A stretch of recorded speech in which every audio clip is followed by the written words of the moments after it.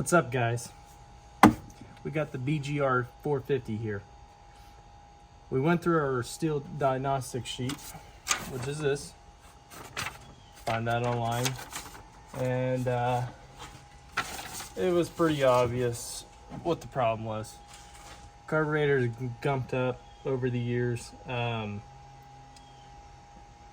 I could go through it and replace all the gaskets and go through the old carburetor, but it's not worth it when a new one is 34 bucks. So I'm going to show you how to replace that. Let's get right into it. Okay, so the first thing you're going to do, I don't have my steel tools, but that's okay, is you're going to you could use a T, I think it's 25 or something, or a flathead to get this air cleaner off.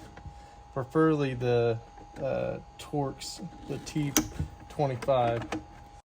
Check your air filter, see if it needs to be changed. This one definitely needs to be changed. You see all that dirt inside there? This is a long overhaul due for air filter change, and that might have some to do with why the carburetor's gumped up. So next, you're going to need a I believe this is a 8mm socket.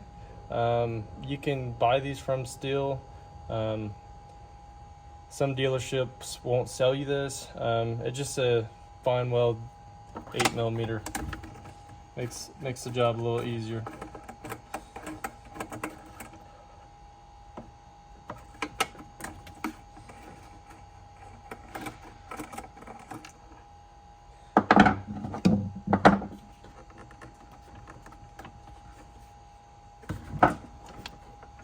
Those two nuts out right there. Pull that cover off just like that. Alright, now you're down to this piece that has to completely come out. And it looks like we might have to take the whole casing off.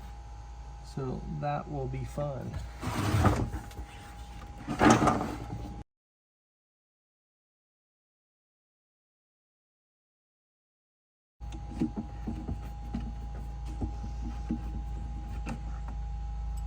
There you go, 2 screws.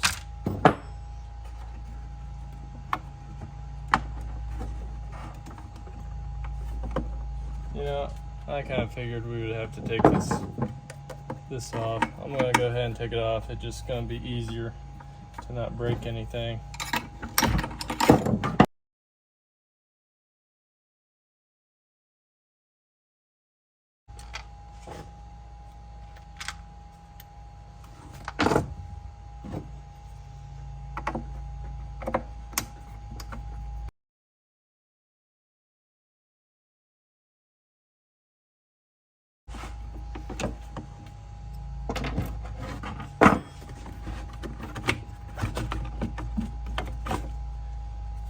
And then while we're in here, we can clean all that junk out. Okay. Alright, let's see what we got going on here. Yeah. Now we can get a lot better access to this. Pull that bad boy off. That's what I wanted off, but it's alright. We can see more now. Alright. Yeah, zoom in on that bad boy. Look at that. Yeah, that might be a problem.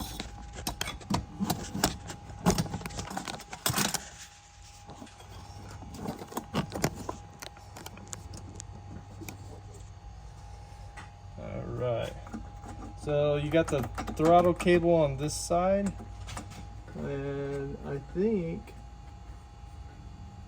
it's been a minute since I took one of these apart. We'll get it off there, so I forget, you know, each model, each one's different. So what I did is I unhooked this throttle right here from this casing. That way we have some slack on the throttle line, and then we're just going to pull this carburetor off and just look at it. Oh. Alright, so this is a plunger style. You're going to come out and unhook it, and you got your lower vacuum line,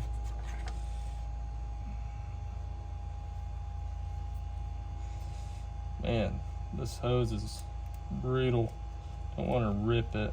Just trying to be super careful with it, like twist it back and forth so it don't snap on me, because it's pretty frail gas line. Oh, forgot to relieve that pressure. There we go. Now I got gas all over my hands. And that's a good way to also test your fuel pressure. Make sure your little bleeder valve works.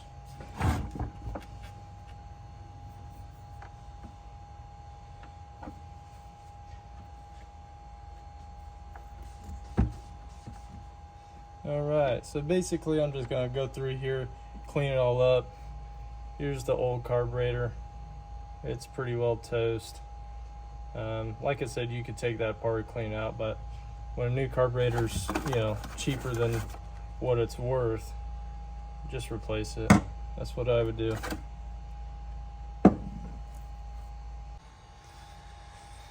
Okay. Alright, so I'm going to go ahead and stab this new carburetor on there. Remember, if I can remember, so this is your top fuel line. Make sure this goes up here. Make sure you're putting the orientation back right when you're reinstalling the carburetor. The long hose goes through the bottom one. It's pretty, if you're taking it apart, you'll kind of pay attention and see where it goes. And then we're going to go ahead and hook up that fuel line, throttle cable back up, just like that. Goes through the hook, slide it in, bam, you're done. I might have to take this top fuel line off just so we can get it back on. There's only one way this bad boy goes on, and you'll know that you have it on right. So get it on there, reconnect that fuel line up, that top one. Make sure the hoses are not pinched up, they're all going in the right direction. They're happy. And then make sure you're putting that piece back in there. Might be hard to see, but and then just make sure you're putting all the hoses back where they go. And then while we're here, we can go ahead and clean this dirty gas tank up.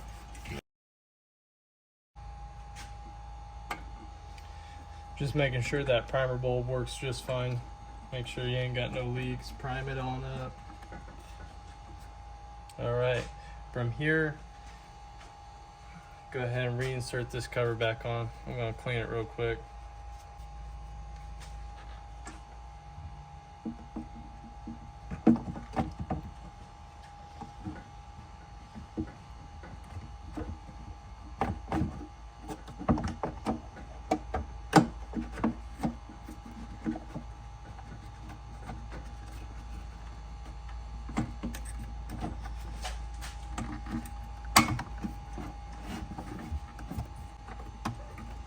Just make sure it's in there just right. Alright, from there we could probably go ahead and put the cover back on. I'm going to put these two bolts back in real quick since it's easier to access as right now. And I do believe if you didn't take this cover off, this is just easier to show you guys, to be honest, but if you didn't take that cover off, you can easily pull that out. But it just gives you more access, so you're not yanking on anything, damaging anything. Plus you can clean it out while you're doing all that.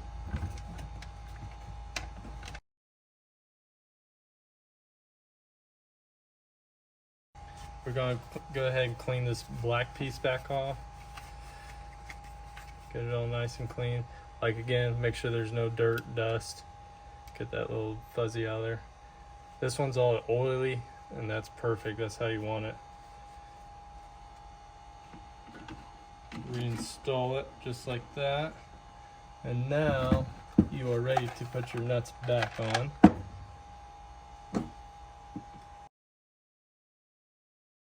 Don't need to be super tight, they just need to be tight.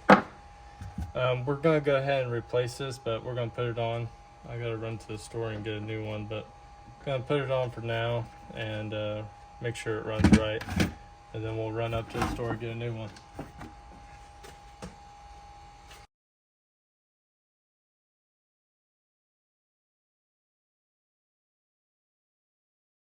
One there, and you got the 3 screws to bolt it back on.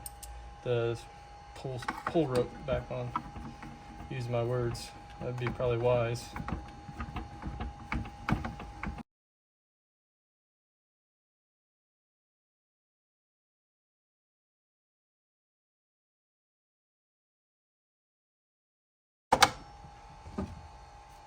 All right, last step, put your air cleaner back in and fire it up.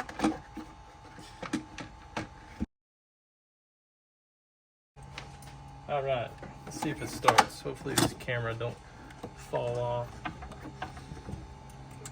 All right, full choke. We'll see what it wants to do. Bam, popped right there. Kick it down to half choke.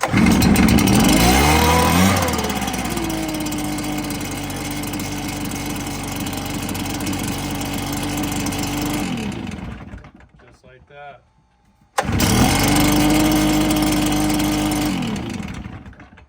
There you go. Any comments, leave them. Let me know. Got any questions?